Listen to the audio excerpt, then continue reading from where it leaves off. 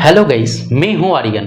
Guys, आज के इस वीडियो में हम आपको पंजाब नेशनल बैंक के आरडी के बारे में यानी रिकरिंग डिपॉजिट के बारे में कंप्लीट जानकारी देंगे।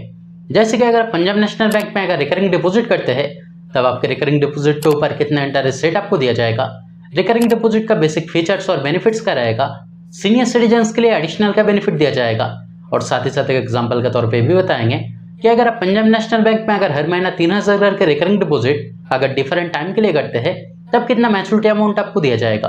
इस सभी बातें आपको डिटेल्स में बताएंगे, लेकिन इससे पहले अगर आप इस चैनल पर पहली बार आए हैं तो काइंडली चैनल को सब्सक्राइब करें और वीडियो को बिना स्किप किए एंड तक जरूर देखें।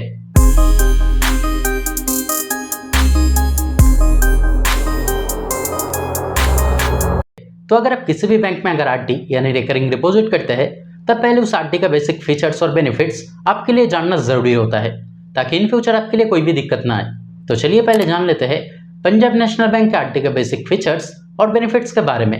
तो जैसे कि आप यहाँ पे स्क्रीन पे देख सकते हैं कि अगर आरडी टेन्योरिटी की बात की जाए यानी कितना दिन के लिए आप आरडी कर सकते हैं तब मिनिमम 6 महीने से मैक्सिमम 10 साल के बीच में आप आरडी कर सकते हैं।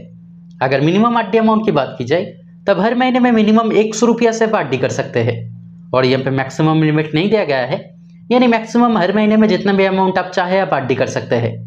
अगर नॉमिनेशन फैसिलिटी की बात की जाए तब वो भी फैसिलिटी यहाँ पे दिया गया है, यानी अगर आप चाहे तो आपका आरडी के लिए आप किसी को नॉमिनी भी रख सकते हैं। अगर पेनल्टी चार्जेस की बात की जाए यानी किसी महीने में अगर आप आरडी के इंस्टॉलमेंट अगर पेमेंट नहीं कर पाए तब उस सिचुएशन में पेनल्टी चार्जेस लगेगा। जैसे कि आप यहाँ पे देख सकते हैं हर 100 रुपया के लिए 1 रुपया पेनल्टी चार्जेस लगेगा। जैसे कि मान लीजिए कि अगर आपका आरडी के इंस्टॉलमेंट अगर 1000 है तब उस महीने में 1000 रुपया के लिए 10 रुपया पेनल्टी चार्जेस लगेगा। अगर प्रीमैच्योर विड्रॉल की बात की जाए तब वो भी फैसिलिटी यहाँ पे दिया गया है, यानी आरडी करने के बाद अचानक अगर आपके पैसे की जरूरत होता है तो अगर आप चाहे तो आपका आरडी का अमाउंट मैच्योर होने से पहले ही आप बैंक से उठा पाओगे। लेकिन आपको यहाँ पे जानकारी रखना है कि किसी कारण अगर आप प्रीमैच्योर विड्रॉल करते हैं तब मैक्सिमम 1% तक पेनल्टी चार्जेस लगेगा। अगर टीडीएस चार्जेस की बात की जाए तो अगर आप जनरल सिटीजन है यानी अगर आपका उम्र अगर 60 साल से कम है और किसी साल का आपका आरडी के ऊपर टोटल इंटरेस्ट अगर 40,000 से ज्यादा होता है तब उस सिचुएशन में 10% टीडीएस लागू होगा। और अगर आप सीनियर सिटीजन है यानी अगर आपकी उम्र अगर 60 साल या फिर अगर 60 साल से अधिक है और किसी साल में आपका आरडी के ऊपर टोटल इंटरेस्ट अगर 50,000 से ज्यादा होता है तब 10% टीडीएस काट जाएगा। लेकिन मैं आपको यही सजेस्ट करना चाहूंगा कि अगर आप जनरल सिटीजन है तब 15G फॉर्म और अगर आप सीनियर सिटीजन है तब 15H फॉर्म जरूर सबमिट करें, क्योंकि अगर आप फॉर्म सबमिट करते हैं तब टीडीएस नहीं काटा जाएगा। तो गाइस, ये सब थे इस बैंक का आरडी का बेसिक फीचर्स और बेनिफिट्स जो आपके लिए जानना जरूरी था। तो चलिए अब जान लेते हैं कि अगर आप पंजाब नेशनल बैंक में अगर रिकरिंग डिपॉजिट करते हैं तब न्यू इंटरेस्ट रेट के अनुसार आपके रिकरिंग डिपॉजिट के ऊपर कितना इंटरेस्ट रेट आपको दिया जाएगा। लेकिन इंटरेस्ट रेट बताने से पहले एक बात मैं आपको पहले ही बता दूं कि अगर आप सीनियर सिटीजन है यानी अगर आपको उम्र अगर 60 साल या फिर अगर 60 साल से अधिक है तब इस बैंक में 6 महीने से 5 साल के बीच में किसी भी टाइम के लिए एफडी करने पर आपका जो इंटरेस्ट रेट रहेगा वो नॉर्मल इंटरेस्ट रेट से 0.50% आपको एडिशनल इंटरेस्ट दिया जाएगा। और अगर आप सीनियर सिटीजन है और अगर आप 5 साल से ज्यादा टाइम से 10 साल के बीच में किसी भी टाइम के लिए अगर आरडी करना चाहते हैं तब आपका जो इंटरेस्ट रेट रहेगा वो नॉर्मल इंटरेस्ट रेट से 0.80% आपको एडिशनल इंटरेस्ट दिया जाएगा। तो सीनियर सिटीजन के लिए बहुत ही अच्छा बेनिफिट यहाँ पे दिया गया है।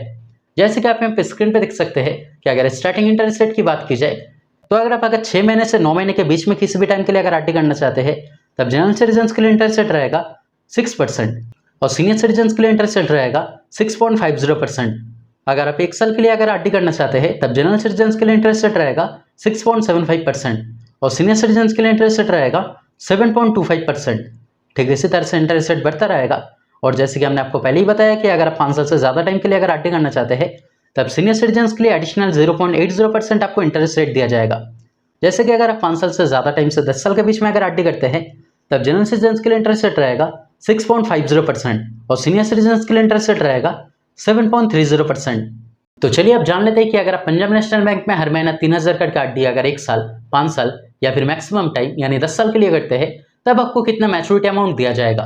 तो अगर आप जनरल सिटीजन के लिए अगर हर महीना 3000 का आरडी अगर 1 साल के लिए करते हैं तब आपके लिए इंटरेस्ट रेट रहेगा 6.75% और आपका मैच्योरिटी अमाउंट बनेगा 37,340 रुपया का। अगर आप सीनियर सिटीजन के लिए हर महीना 3000 का आरडी 1 साल के लिए करते हैं तब आपके लिए इंटरेस्ट रेट रहेगा 7.25% और आपका मैच्योरिटी अमाउंट बनेगा 37,450 रुपया का।